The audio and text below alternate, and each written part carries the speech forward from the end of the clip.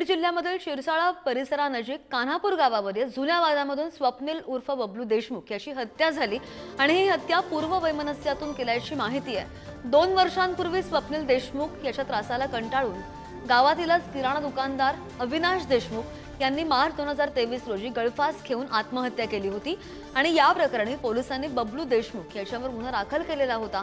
हा गुन्हा मागे घेण्यासाठी संतोष देशमुख याच्यावर आरोपी स्वप्नीलकडून वारंवार दबाव आणला जात होता आणि याच त्रासाला कंटाळून संतोष देशमुख आणि त्याची पत्नी सोनाली देशमुख यांनी बबलू देशमुख याच्यावर हल्ला करून त्याला संपवलं। बबलूची हत्या केल्यानंतर संतोष देशमुख आणि सोनाली देशमुख दोघेही स्वतः पोलीस स्टेशनमध्ये हजर झाले।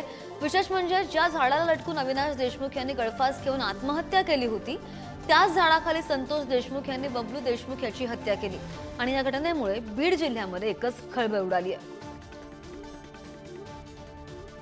बातमी पाहतोय बीडमधून। बीड जिल्ह्यामध्ये शिरसाळा परिसरानजीक कान्हापूर गाव आहे आणि या गावामध्ये हा सगळा धक्कादायक प्रकार घडलेला आहे। जुना वाद होता आणि या वादामधून स्वप्नील उर्फ बबलू देशमुख याची हत्या झाली।